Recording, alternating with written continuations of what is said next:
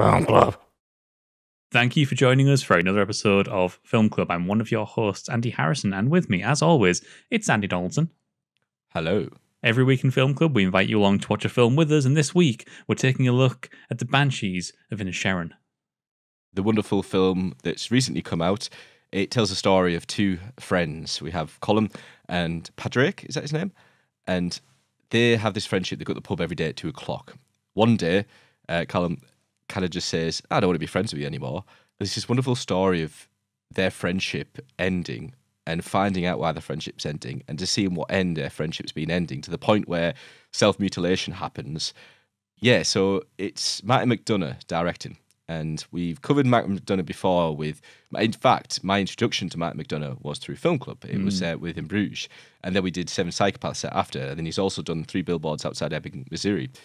And this is a weird one for us. We don't normally do recent films. This came out about 3-4 months ago. But it had a really weird release in the fact that it went out in the cinemas, then literally a month later, it went out on streaming services. Is that right, Andy? Yeah, that's right. Yeah, so it's kind of a weird one, an unusual kind of distribution. But I'm so glad that it's there and we're actually able to watch it, able to review it, because it just feels like every film that Martin McDonagh's done is just improving on each other. And it's Martin McDonagh at potentially his best. Yeah, I completely agree. I think that there's a lot of strength in 3 Billboards. I think that that's where he really started to understand the balance between comedy and drama. But it certainly leaned, I think, more towards drama in that film than it did comedy. Yeah. This is a trend, right, that Hollywood at the moment is really struggling with. This understanding of when comedy is appropriate and when to back off and let drama take over.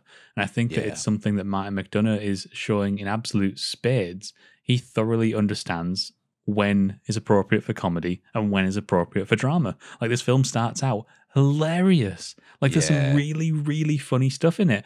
And I was sort of like settling in going, oh, this is going to be like a super easy, casual, light watch, sort of like In Bruges was, because In Bruges was very much a comedy.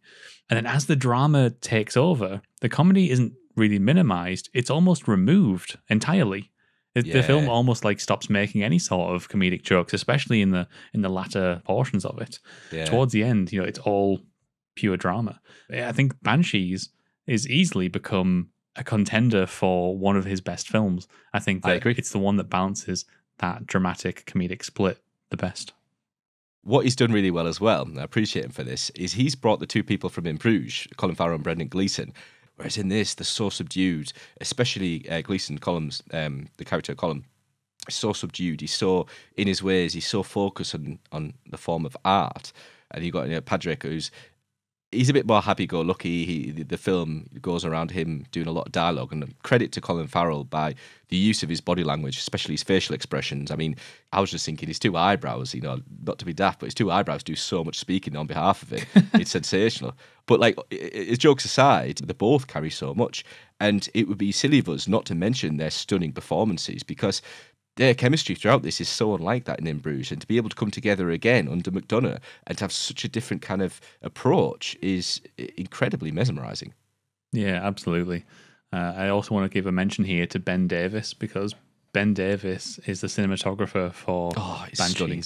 And not only is this an absolutely gorgeous film, but obviously he's been collaborating with Martin McDonagh since Seven Psychopaths. He shot that film as well as 3 Billboards Outside of Ebbing, Missouri. He's also like done weirdly loads of like relatively high budget, high profile films as well. Stuff like Guardians of the Galaxy. He shot Eternals with Chloe Zhao as well. So he's a really prolific cinematographer. But I think that his collaborations with Martin McDonagh are his best work. I think the way he's able to create a thick atmosphere, but through mostly natural, or at least suggestive of natural lighting in environments that don't lend themselves to practical work, it's absolutely gorgeous. It feels so natural, this film, and it's done, equally by just the atmosphere that it has. You have these sounds of the Civil War that get commented on. You have this lovely village atmosphere where, it's set in the 1920s, 30s, early 20th century. This sense of community that you have that, again, kind of contrasts the lack of community that's between the 2 main characters. And that's what I really love about it. It's like everyone knows each other. The woman at the shop, it was like, you tell me nothing. She's just he's trying to get his money off her. And she's like, no, I need to hear about this story. It's just, that is comedy done really exceptionally well. I love later on, by the way, when his sister goes to the store And she's like, "Oh, letters come for you." Open was it? She's got that look of like, "Oh, well, I had a good read." It really is stunning. And by the way, shout out to Kerry Condon, who plays Siobhan, because she was stunning as well. Her performance was absolutely class. And she is friends with both of them. She tries to repair the relationship. And it's a lovely kind of sense, again, of community that they have. It's just this wonderful interpretation of two characters and their friendship. It's really stunning. The use of symbolism that I kind of want to go into, it's something I mentioned to you earlier. It's the old woman, and she kind of portrays death. Like at the end of the film, where they say sometimes you can't go back to what it was. The relationship is split. It's over. Like she sits in the middle on the bench, signifying the difference in like the death of their relationship. But and then obviously she got the scythe as well when she finds the son of the policeman. Is it Barry Keoghan? Yeah, it is. Yeah, he was hilarious, by the way, but also like kind of, yeah. And then the big part, of course, is the self-mutilation of his own fingers, Colum's fingers. That signifies that the kind of like internal implosion, the civil war, and what it's doing to the people. It's kind of like the friendship symbolizes that. And I thought after, I was thinking, oh my God, that makes so much sense.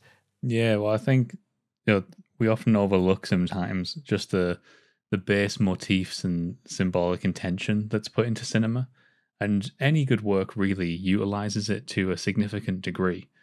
And I think that what he's doing, especially with Banshees, is that he's stripped a lot of the storytelling back and allowing the air and the room that the audience is able to soak that up and sit and consider and sit with it for a while, rather than just constantly bombarding with new information and new intentions. Yeah. And I think that space is what allows people to digest it. Because, I agree with you. I think that some of those intentions, some of those motifs are very clever. I think that some of them are overt. I think some of them are very clever. I do particularly quite like the self-mutilation thing, because I think it speaks a lot to his desire to be considered a real artist, that sort of almost shallow desire to be a real artist, the sort of shallow desire that Colin Farrell's sister calls him out on. The fact that, when he's ranting on about Mozart being this massive influence in 17th century, blah, blah, blah. And she just shuts him down with, actually, it was the 18th century, get off your high horse and just stop being a dick. This obsession with trying to be considered a real artist, I think, manifests in the chopping off the fingers. He's almost wanting to chop off his fingers because it makes him, I think, in his mind, someone like Van Gogh. Like a musical martyr, isn't it? Yeah. Yeah, well, it's, Van Gogh would go down in history for the chopping off of the ear, self-mutilation, unsung artist. I think he's looking for the same thing. But I was speaking to somebody recently who didn't take to this. And I was quite shocked. I was a bit taken back, like the fact that they really, really disliked this film. I listened to them, explain their take on the film for a bit, and I did stop them at one point. And I sort of went, hang on, did you get that the film acts as an analogy for the Irish Civil War? So that we can understand that two people who we used to be friends suddenly falling out over very silly things is absurd. Just like some people might understand Civil War to be, brother against brother, friend against friend, all that sort of analogy that we use for Civil War. All that stuff, the act of war and violence itself, is often caused by very small, silly things that shouldn't be a matter of one person wanting to be remembered over another. It should instead revert back to, hang on, can we all just stop for a second and be nice? There's another part I'd like to mention as well, which is the music composed by Carter Burwell, who actually is a frequent collaborator with the Coen brothers, so someone you must be familiar with yourself. And it's a really lovely bit of music. It's not too Irish folky, but at the same time, not afraid to kind of play away with it. And just, it's almost like that country Irish life is romanticised in this film, but at the same time, it's so subtle how it's done. It is, yeah. The whole aesthetic of the film, whether it's the audio aesthetic or the visual aesthetic, it manages to capture a version of Ireland that I think we don't often see. And I think that it's very clever to place it in Inisherin, an island just off the coast of mainland Ireland. Yeah. I think that gives it a bit of a time and a place that feels ethereal. In terms of continuing that aesthetic, the motif of things being a bit mystical, but not this idea of banshees on Inisherin, is one that's for a moment scoffed at, and for another moment it's almost considered. Like when his sister is leaving, she's on the boat and she's waving up at him, and she sees a figure just on the cliff nearby. And you can see it in her face that she's quite taken back by it, almost frightened by some sort of figure. And we, the audience, all we get is a figure in the background of a shot that's in focus on Colin Farrell. And the silhouette is something that sort of looks like the crazy hag that's been wandering around the town. But we also can't quite be sure if it may be maybe the intention is she's supposed to look like an actual banshee. And I love that he doesn't address that head on. It's something that should be left to folklore. It should be left to imagination. And he handles it expertly.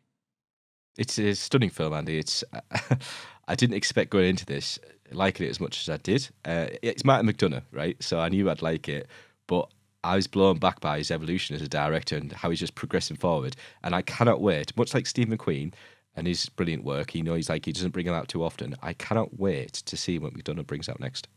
Yeah, absolutely. I think it was a film worth breaking the film club sort of mantra of looking at old films and taking a little bit of a look at a new film. So totally worth it. So there's the Banshees of Inisherin. You can let us know in the comments below what you thought of the Banshees of Inisherin. But Andy and I are going to be back once again next week, where it's time to take a look at 3 billboards outside Ebbing, Missouri. Because we have to, because we need to finish off our McDonagh. We're not done with McDonagh yet. So until then, get watching. Cheers, guys.